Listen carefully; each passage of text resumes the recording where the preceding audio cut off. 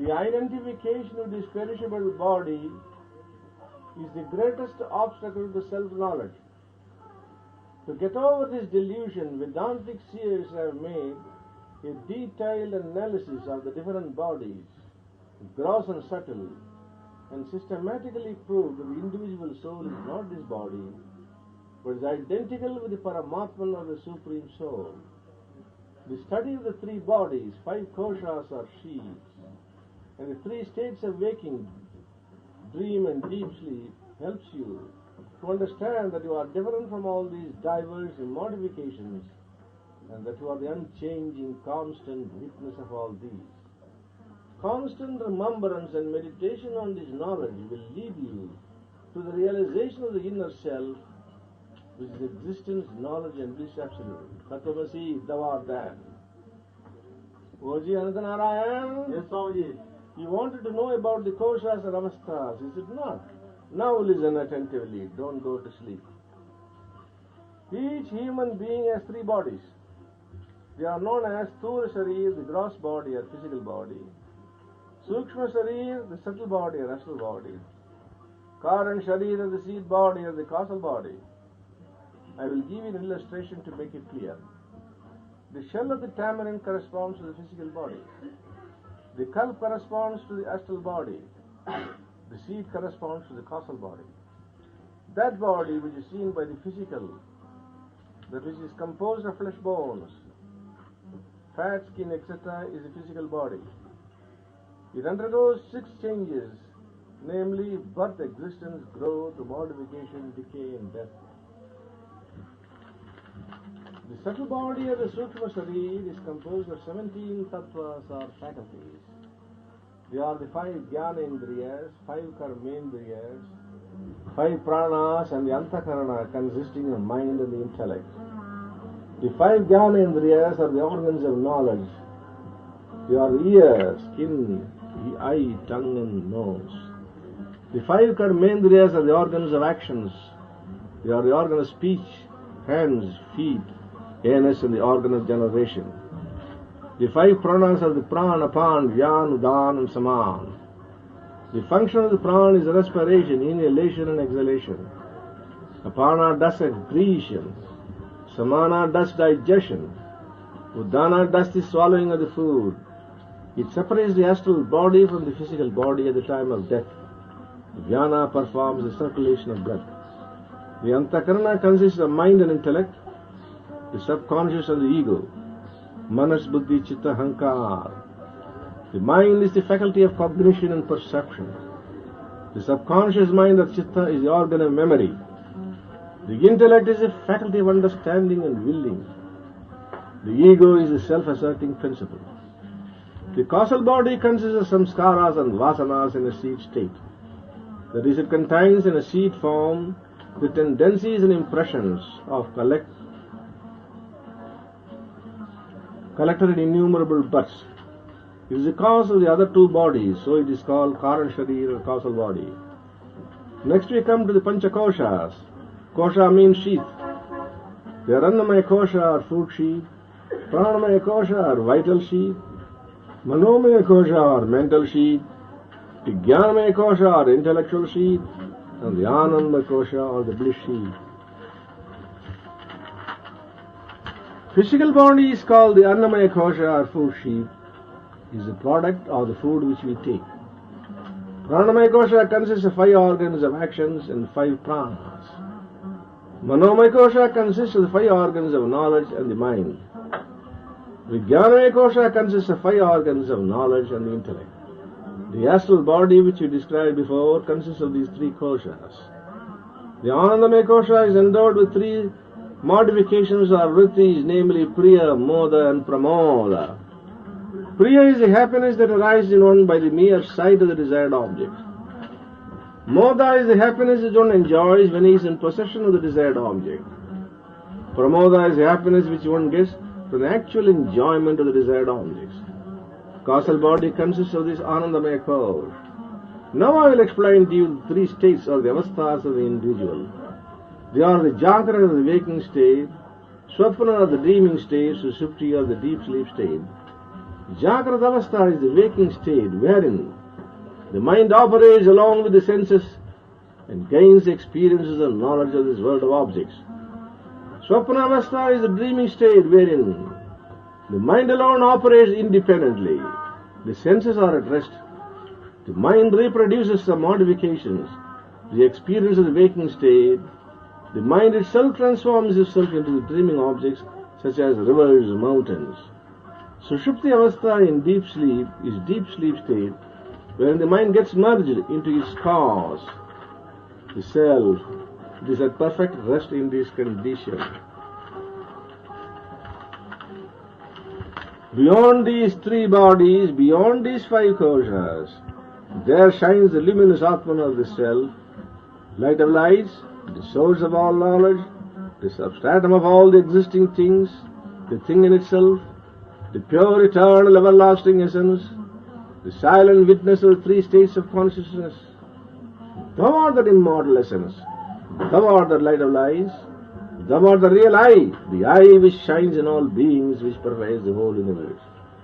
The commonly known I that everyone is lightly talking about and relishing acutely every moment of his life is not the real I. The spiritual body is not the real I. You are entirely distinct from the physical body. The senses also are not the real I. The senses are inert. They have no independent existence. The prana, the vital force, also is not the I. Even when the breath is suspended, the feeling of individuality continues. There is continuity of consciousness. The mind also is not the real I, it is ever changing. He can control the mind and the thoughts, so the controller is different from the controlled. The controller is the real I, there is no mind in delirium or coma, yet the individuality remains continuously. Thus, when you analyze by peeling off as it were the gross sheets and then the finer and finer sheets, just as you peel off the different layers of the onion, we come to the conclusion that the innermost core of all these is the essential I. The little I that was troubling you from time immemorial dwindles to an airy nothing, and we come across the very big infinite I which is changeless, deathless, birthless and decayless, which is beyond time, space and causation. Birth and death belongs to the physical body. Hunger and thirst to prana, joy and grief to the mind. But you are entirely distinct from all these. You are the ever pure, immortal, all-pervading, subtle, infinite, Sachidananda I, Atma or Brahman. Inquire, discover, recover. Accept, analyze, realize and be free. Anantanarayan, is everything clear to you now? It is no use just knowing these terms. You must constantly reflect and try to find out what you are in reality. Oji, where is Satyanarayan? Has he gone to sleep? No, Swamiji. He has gone out, Swamiji.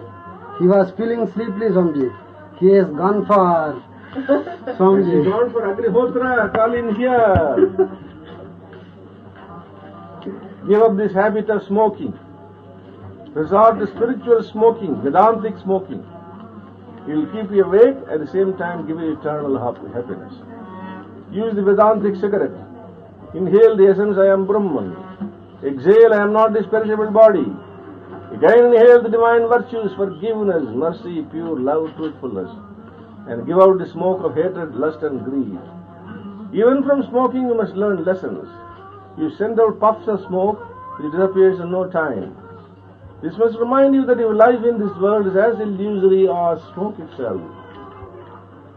Next reflect, whereas the smoke disappeared. It is only assumed a subtle form, invisible to the physical eyes, but it does exist. So also your Atma, though invisible, is all-pervading and exists in this world like the invisible subtle smoke. What is the end result? Very soon the cigarette is reduced to ashes.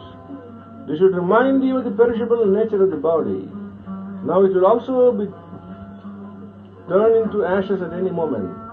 Give up this worldly smoking and take to spiritual or Vedantic smoking. Are you awake now or still feeling sleepy? Come on, sit down and hear attentively. Satyanam. Satyanam, come here. Who are you? Who am I, Swamiji? I am Satyaganam, Swamiji. Where is Satyaganam? Tell me. Is your hand or nose or ear? No, Swamiji. How can it be, Swamiji? Is your head, legs or the chest Satyaganam? No, Swamiji. All these parts put together is Satyaganam, Swamiji. Oh, that means you think that your body is Satyaganam, is it not? If it is so, when you are fast asleep, if someone calls you Satyaganam, why does not the body reply? This clearly indicates that you are different from this body and the body is only your instrument. Is it not so? Yes, Swamiji. Thank you, Swamiji. This identification with the body is the cause of bondage. Due to this identification, you superimpose the attribute and qualities of the body to yourself. You think I am Brahmin, I am a rich man, I come from Bhajapalayam, I am a young man, I am old. So give up this identification of this body, which is the root cause of all sufferings. Amarananji, come here please. Amarananji, Bhagavan. Swamiji, I called you 3-4 times, why did you not answer me? Is there anything wrong with your ears? no Swamiji, my ears are all right. I can hear very well. I was absorbed in reading something, Swamiji. Oh, does it not show? Even if all your senses organs are in perfect order, they stop functioning if the mind is cut off from them. This clearly shows that you are not the sense organs, you are independent of the senses. You use them as an instrument.